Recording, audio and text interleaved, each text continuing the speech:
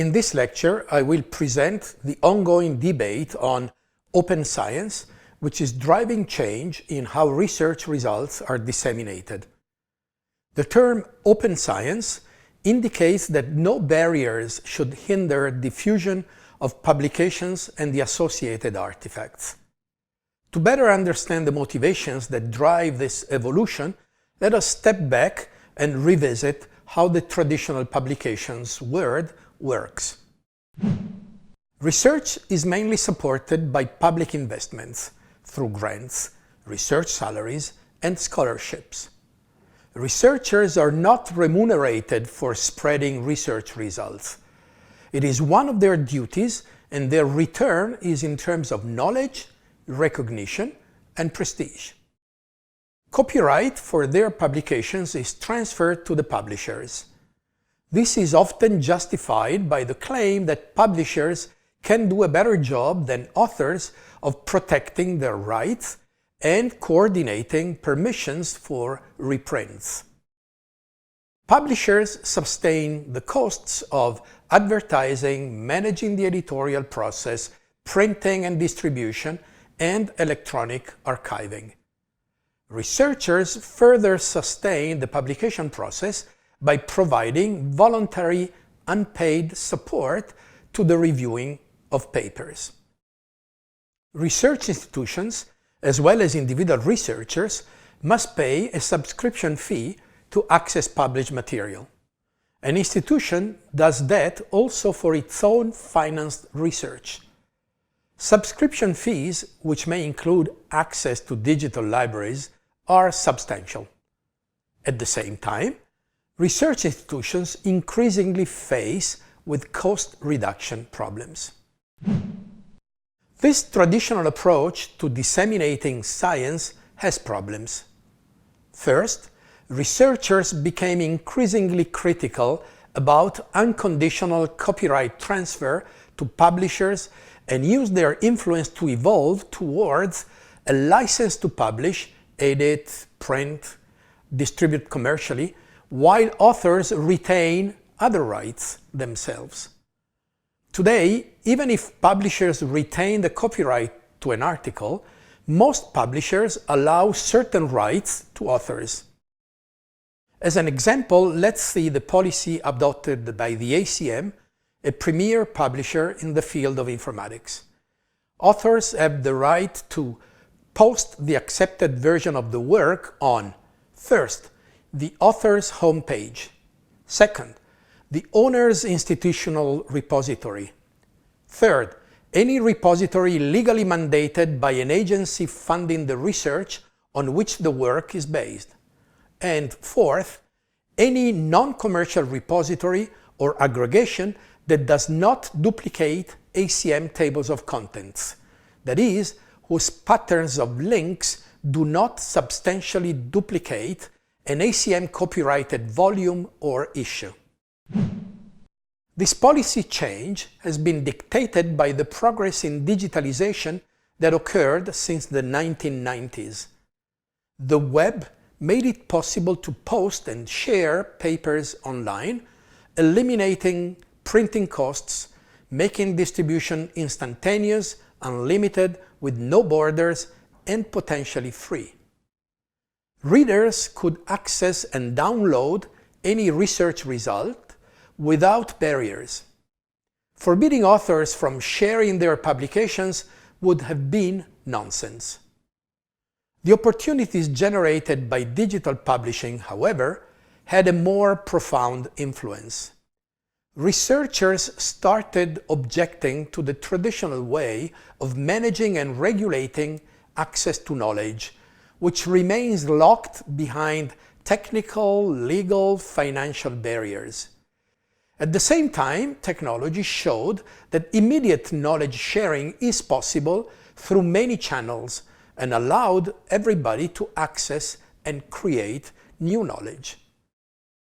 This has generated the current evolution towards open access, the emergence of new ways of publishing, and even changes in the business model of traditional publishers. Archive is the first example of an online public repository of scientific papers.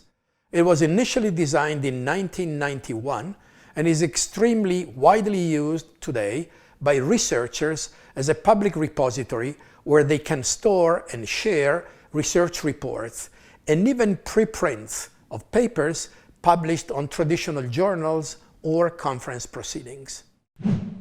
What makes a work product open access? It must satisfy 4 requirements: available in digital form, available online, free of charge, this is also called gratis, free of most copyright and licensing restrictions, and this is also called libre. A software is libre if some additional permissions other than free online access are guaranteed to users through some kinds of permissive licenses, for example, Creative Commons. In other terms, authors retain some rights rather than all rights. These are examples. CC0 assigns the work to the public domain. In this case, one waives all rights, including those of attribution of the work to oneself. CC BY allows any use, provided the user attributes the work to the original author. CC BY SA allows others to remix, tweak, and build upon the work even for commercial purposes, as long as they credit the author and license their new creations under the identical terms. There are 2 ways of implementing open access: gold open access and green open access.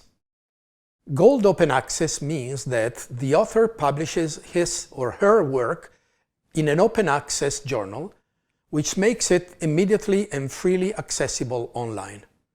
To make the process economically viable, there are cases in which publishers ask authors to pay a publication fee.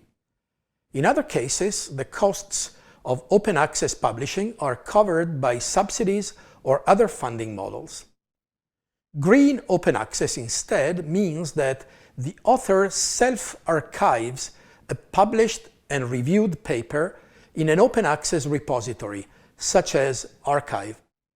In this case, the author can publish the paper in a traditional journal, deposit a preprint in a public repository. Depositors are responsible for obtaining the needed rights or permission on their own. Define the conditions under which the paper may be accessed in accordance to the original publisher. Define additional use conditions based on own retained rights. What we discussed for papers holds for other artifacts as well. The principle of open data applies to datasets. This means that the data produced by the research should be freely available to everyone to use and republish if they wish, without restrictions from copyright, patents, or other mechanisms of control. Likewise, if the artifact is a piece of software, the principle of openness applies to software as well. In particular, the software is defined to be open source if its source code is released under a license in which the copyright holder grants user the rights to study, change, and distribute the software to anyone and for any purpose. This concludes a series of lectures that focused on how the results of research can be made public.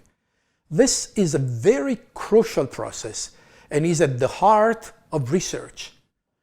Although cases where research is privately funded and research results are proprietary also exist, by and large, research is a public, open, and social process whose results are for the benefit of society. In later lectures, we will discuss how publication of research results relates to the progress of researchers and how it affects the overall perception of value of research in society.